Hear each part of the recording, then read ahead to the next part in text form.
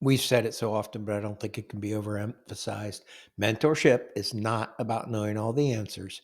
It's about walking with someone down a path you've gone before, helping them grow. Um, and there's certain core skills that good mentors have. One, they listen well. They listen till they truly understand their mentee. They ask the right questions instead of giving answers. Yeah, they ask the right questions and they guide and encourage rather than control. And this lesson, we're going to equip you with those three skills. And we're going to apply these skills because in this program, you as a mentor, guide mentees through either the Encounter Jesus or the Principles of Life lessons. And these core skills will be extremely effective when they're applied within that structure. So the first is active listening. It helps the mentee process what they're learning from each lesson. Asking good questions, things that encourage deeper reflection and how material applies to their life, and encouraging and challenging them at the right time. So commit your work to the Lord and your plans will be established. Proverbs 16:3. You've got to pray and be in the Lord. Each time you meet, it's not your role to teach, it's your role to listen, ask, and guide. So, core skill one, the skill of active listening. Most people think they're good listeners, but pride often works against truly good listening. Here's why most people struggle to listen. When someone speaks, our minds do something automatically. We hear a key phrase that seems important. We assume then that we know why the person said it. In other words, we create a story. They say something, we say, wonder why they said that. And then we answer that question ourselves without asking the other person. And we just make up a story that we think would fit. And then because we're busy doing those two things, we stop listening and we start to formulate a response based on a why story. Well, here's the problem. We think we know why they said it, but we don't.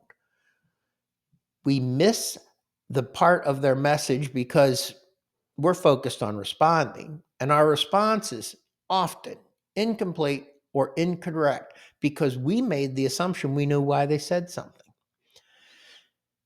Proverbs 18:13. If one gives an answer before he hears, it is his folly and shame. So, what's the true fix to this? It really comes down to humility, not practical skills. Active listening isn't just about techniques. You'll hear about the techniques all the time, but it's about asking Jesus for the humility to stop thinking we know why people said things. Pride tells us, I already understand. I know what the person's thinking. Humility tells us, only God knows someone's heart. I need to ask and listen. Clothe yourselves, all of you, with humility toward one another, for God opposes the proud, but gives grace to the humble. 1 Peter 5:5. So, before our conversations, we need to pray. Jesus, help me listen, not assume. Help me be slow to speak and quick to understand. Instead of assuming why someone said something, tell yourself, I don't know the full meaning of what they said yet. Only they can explain what they mean. My job is to ask and listen. Jeremiah, long before Jesus was on earth, wrote, the heart is deceitful above all things and desperately sick. Who can understand it? I, the Lord, search the heart. So, how do we break this poor listening cycle? Once you have that humble mindset, it becomes much easier because you don't believe you know everything. Catch yourself when you're about to respond and say, do I actually know why they said this, or am I assuming it? And then instead of assuming, you ask for clarity. And these two questions are so good. You ask someone, What do you mean by that? Or what makes you say that? Or what makes you feel that way? They are very, very good questions. And they should be asked even when you're 90% sure you know the answers. Ask that question and then listen. Don't interrupt. Let people talk till they can't talk anymore. Okay? And then finally, we're getting into the real skills here. Paraphrase back to them to confirm your understanding. Say something like, I want to be sure I understand. Are you saying that? And then repeat that back what they said in your words. Or, so what I hear you saying is, and then repeat it back. And when you repeat it back, you ask them, did I get that right?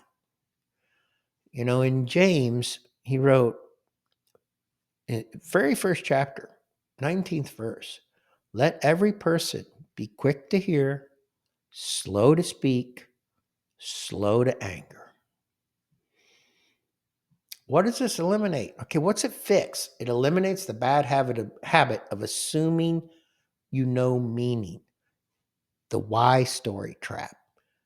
Be humble, pray for humility. Satan's fall came about from pride.